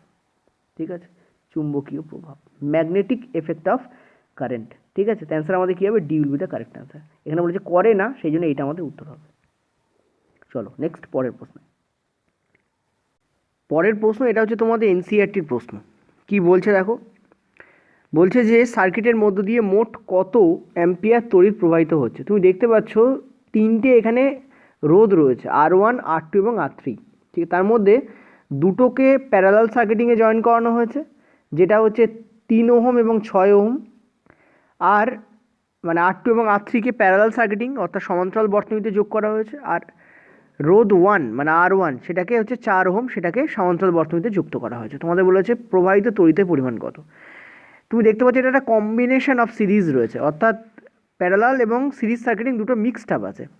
তো এক্ষেত্রে প্রথমে আমাকে টোটাল রোধ বার করতে হবে। তুমি দেখতে পাচ্ছ 3 ওহম আর 6 ওহম এরা প্যারালালে আছে, তার মানে এদেরকে জয়েন করার জন্য আমি কী করবো? 1 করে দেবো। একটু আগেই বলেছি তোমাদেরকে। তো ওপরে থাকছে আমাদের 3/6, মানে আমাদের হচ্ছে হাফ। তাকে যদি আবার ফার্দার উল্টো করে দাও, তুমি পেয়ে যাচ্ছে এখান থেকে কি 2 ওহম রোধ এখানে আছে, এখানে 2 ওহম আছে, আর তাছাড়া তার আগে আছে 4 ওহম, তাহলে টোটাল আমাদের 6। চারটা যেহেতু সিরিজ সার্কিটিংয়ে আছে সেই জন্য আমরা ডিরেক্টলি যোগ করতে পারবো, কিন্তু যেটা প্যারালাল সার্কিটিংয়ে আছে সেটাকে আমরা কী করবো? 1 করে যোগ করবো। ঠিক আছে, ওই জন্য চারটাকে আমি 2 এর সঙ্গে ডিরেক্টলি যোগ করতে পারলাম। তাহলে টোটাল আমার কত এলো? 6 ওহম আমার রোধ এলো। ঠিক আছে, এবার আমরা জানি ভি সমান সমান আই ইন্টু আর, এই আমি জানি। ঠিক আছে, তো ভোল্টেজ আমাদের 12 দেওয়া আছে। ঠিক আছে, আই আমাদের কত সেইটা আমাদের বার করতে বলেছে, কত অ্যাম্পিয়ার মানে আই। আর আমাদের কত বেরোচ্ছে? 6। এখান থেকে কাটাকুটি করলে আমি কী পেয়ে যাব? 2। তাহলে অ্যান্সার আমাদের কী হবে? 2 অ্যাম্পিয়ার আমাদের টোটাল সার্কিটে কী দাঁড়াবে? তড়িৎ দাঁড়াবে। ঠিক আছে, this is the correct answer. হ্যাঁ, দেখো কত ইজিলি আমরা কিন্তু উত্তর দিতে পারলাম। অ্যান্সার উত্তর দিতে পারলাম তাড়াতাড়ি, কিন্তু সেটা আমাকে কনসেপ্ট জেনে করতে হবে। প্রথম দিকে আমি তোমাদের যা যা বলেছি সেগুলো যদি খেয়াল রাখো তাহলে এই প্রশ্নের উত্তরে তোমাদের প্রবলেম হবে না। ঠিক আছে, চলো নেক্সট পরের প্রশ্নে। আচ্ছা, পরের প্রশ্ন বলছে উপরের চিত্রে প্রত্যেকটি রোধের মধ্য দিয়ে প্রবাহিত তড়িতের পরিমাণ নির্দেশ করা, অর্থাৎ দুটো রোধ আছে তাদের মধ্যে দিয়ে প্রবাহিত তড়িতের পরিমাণ নির্দেশ করতে বলেছে। রেলওয়েতে পড়লে যে কোনো একটার কথা বলবে, যেহেতু এনসিইআরটি এবং এটা তোমাদের একটু বলতে পারো ডেসক্রিপটিভ প্রশ্নের মধ্যে পড়ে, তো একদম ইজি প্রশ্ন যদিও। তো তো ওপরের চিত্রে প্রত্যেকটি রোধের মধ্য দিয়ে প্রবাহিত তড়িতের পরিমাণ নির্দেশ করো। দেখো আমরা জানি এখানে আমাদের 6 ওহম এবং 4 ওহম এই দুটোকে সমান্তরাল বর্তনীতে যুক্ত করা হয়েছে। এটা হচ্ছে first point to be noted. কোন বর্তনীতে যুক্ত করা হয়েছে? সমান্তরাল বর্তনীতে যুক্ত করা হয়েছে, অর্থাৎ প্যারালাল সার্কিটিং এখানে করা হয়েছে। আর প্যারালাল সার্কিটিংয়ে আমরা কি জানি, যে তোমাদের মনে করে দেখো আমি বলেছিলাম যে ভোল্ট আমাদের এক হয়, কিন্তু তড়িৎ প্রবাহ আমাদের আলাদা হয়ে যায়। ঠিক আছে, অর্থাৎ 6 ওহম দিয়ে যে পরিমাণ তড়িৎ প্রবাহ হবে 4 ওহম দিয়ে কিন্তু সেই পরিমাণ হবে না। যদিও 6 ওহমেও কিন্তু ভোল্ট আমাদের 24 ভোল্টই থাকবে, 4 ওহমেও কিন্তু ভোল্ট আমাদের 24 ভোল্টই থাকবে। তো আমরা জানি V ইকুয়াল টু IR। এই ফরম্যাট অনুযায়ী যদি আমরা খেলি তাহলে আমরা দেখতে পাচ্ছি 6 ওহমের জন্য আমি তোমাদের বলছি, প্রথমটা আমি 6 ওহমের জন্য বলছি। তাহলে 6 ওহমের জন্য কী হবে? ভি আমাদের 24, কারণ উভয় ক্ষেত্রেই ভোল্ট আমাদের 24ই হবে। আই আমাদের বার করতে হবে, আর রোধ বলেছে আমাদের 6। এখান থেকে আমরা কি দেখতে পাচ্ছি? 4 আমাদের অ্যান্সার হবে। তো 4 ampere will be the correct answer for 6 ohm, অর্থাৎ 6 ওহম দিয়ে আমাদের 4 অ্যাম্পিয়ার তড়িৎ প্রবাহিত হবে। এবার আমরা 4 ওহমেরটাই বার করব। 4 ওহমেরটার ক্ষেত্রে same, V equal two IR। এখানে কি দেখতে পাচ্ছি? ভোল্ট আমাদের সেই 24ই হবে, আই আমাদের বার করতে বলেছে, আর আমাদের হবে 4। কাটাকুটি করলে আমরা কী পেয়ে যাচ্ছি? 6 অ্যাম্পিয়ার। তো অ্যান্সার আমাদের কী হবে এক্ষেত্রে? 6 অ্যাম্পিয়ার আমাদের কারেক্ট অ্যান্সার হবে। এটাকে আমি I1 করে দিচ্ছি এগুলোকে, আর এটাকে আমি I2 করে দিচ্ছি, তাহলে তোমাদের বুঝতে সুবিধা হবে। ঠিক আছে, তো 4 ওহমের ক্ষেত্রে তড়িৎ প্রবাহ হবে 6 অ্যাম্পিয়ার, আর 6 ওহমের ক্ষেত্রে তড়িৎ প্রবাহ হবে 4 অ্যাম্পিয়ার। দেখো দুটোই বার করলাম। ঠিক আছে, কনসেপ্ট যেটা প্রথমে বলেছিলাম মনে রাখবে, সমান্তরাল বর্তনীর ক্ষেত্রে ভোল্ট আমাদের এক হলেও তড়িৎ প্রবাহ কিন্তু আলাদা হয়, কিন্তু শ্রেণী বর্তনীর ক্ষেত্রে ভোল্ট আমাদের আলাদা হবে, তড়িৎ প্রবাহ এক হবে। ক্লিয়ার? চলো নেক্সট আমরা পরের প্রশ্নে যাব। আচ্ছা, এটা আজকে আমাদের লাস্ট প্রশ্ন। 6 ওহম রেজিস্টারের মধ্য দিয়ে কত পরিমাণ তড়িৎ প্রবাহিত হচ্ছে? দেখো পরিষ্কার এখানে দেখতে পাচ্ছ যে 6 এবং 3 এই দুটো কিন্তু তোমাদের যুক্ত আছে সিরিজ সার্কিটিংয়ে। ঠিক আছে, যেখানে 4 ভোল্ট কাজ করছে, তাই না? এখানে পরিষ্কার তাই বলা আছে। তো আমরা কি করব এক্ষেত্রে? Just a minute. ইয়েস, তো আমরা এক্ষেত্রে যেটা করব সেটা হচ্ছে যে 6 and 3 এই দুটো হচ্ছে আমাদের শ্রেণী বর্তনীতে যুক্ত আছে, মানে সিরিজ সার্কিটিংয়ে যুক্ত আছে। তাহলে টোটাল রোধ আমাদের কী হবে? 9 ওহম আমাদের রোধ হবে। ঠিক আছে, এখান থেকে আমরা V ইকুয়াল টু যদি IR পুট করি, V আমাদের রয়েছে 4 ভোল্ট, I আমাদের বার করতে বলেছে, ইয়েস, আর R আমাদের 9। তো আমরা দেখতে পাচ্ছি 4/9, এইটা আমাদের অ্যান্সার হবে। 4/9 মানে কি? 0.44 অ্যাম্পিয়ার এত আমাদের অ্যান্সার হবে। 0.444 চলতে থাকবে, তো 0.44 তো ধরে নিতে পারো এটা আমাদের অ্যান্সার হবে। ঠিক আছে, দেখো এই জায়গায় যে 9 ওহম যদি বার না করে আমরা ডিরেক্টলি 6 বসাই তাহলে কিন্তু হবে না। কেন? কারণ আমরা জানি সিরিজ সার্কিটিংয়ের ক্ষেত্রে বা শ্রেণী বর্তনীর ক্ষেত্রে ভোল্ট কিন্তু আমাদের আলাদা হয়। ঠিক আছে, কিন্তু আই আমাদের সেম হয়। ঠিক আছে, তাহলে আমি 9 ওহম কেন বার করলাম? কারণ দেখো এই টোটাল যে লাইনটা আছে তার মধ্য দিয়ে প্রবাহিত ভোল্ট সেম হবে এবং আই কিন্তু সেম হবে। একটা লাইনের মধ্য দিয়ে প্রবাহিত যেটা টোটাল হয় সেটা কিন্তু সেম হয়, সেই জন্য আমরা টোটালের সঙ্গে টোটালকে ম্যাচ করালাম। টোটাল রোধ কত? 9 ওহম। ঠিক আছে, আর টোটাল ভোল্ট এখানে কত ছিল? 4। যেহেতু আমরা ভোল্টকে টোটালে নিচ্ছি, মানে 4 ভোল্ট নিচ্ছি, 6 আর 3 কত কত যাচ্ছে আলাদা আলাদা করে নিচ্ছি না, সেহেতু আমরা ওহমটাকেও টোটাল করে নিলাম। টোটালে ম্যাচ করবে, কিন্তু শ্রেণীতে কি হয়, যদি আলাদা আলাদা ওহম নাও তখন কিন্তু আলাদা আলাদা ভি তোমাদের নিতে হয়। সেইটা আমরা করলাম না, কারণ ভি আমরা জানি না আলাদা আলাদা কত, সেই জন্য টোটাল নিলাম। ভিও যেহেতু টোটাল নিচ্ছি সেহেতু ওহমকেও আমরা টোটালে করে নিলাম। শ্রেণী বর্তনী তো ডিরেক্টলি যোগ করে দিলে আমরা টোটাল ওহমটা পেয়ে যাব, মানে রোধ পেয়ে যাব, সেটা আমরা অ্যাপ্লাই করলাম, অ্যান্সার পেয়ে গেলাম। ক্লিয়ার হলো? ওকে, এটা আমাদের লাস্ট প্রশ্ন ছিল। যদি তোমাদের মনে হয় যে এরকম ধরনের ফিগার বেস প্রশ্ন যেগুলো এনসিইআরটিতে আছে, এটা টোটালি এনসিইআরটি থেকে তোলা, একদম স্ক্রিনশট সমেত তোলা, এই ফিগারটাও স্ক্রিনশট দিয়ে ওখানে তোলা, শুধু ইংলিশে ছিল, আমি বাংলায় প্রশ্নটা কনভার্ট করে দিয়েছি। তাহলে আমি নেক্সট দিন আরেকটা তোমাদের প্রবাহিত তড়িতের উপর করাবো। আর যদি তোমাদের মনে হয় না স্যার ঠিক আছে আপনি এটা করিয়ে দিচ্ছেন, ওকে, তাহলে এটা আমাদের লাস্ট পার্ট থাকলো প্রবাহিত তড়িতের। ওকে, তো চলো নিচে PDF তোমাদের কিছুক্ষণ পর দিয়ে দেওয়া হবে, ডাউনলোড করে নিও, প্র্যাকটিস করতে থাকো।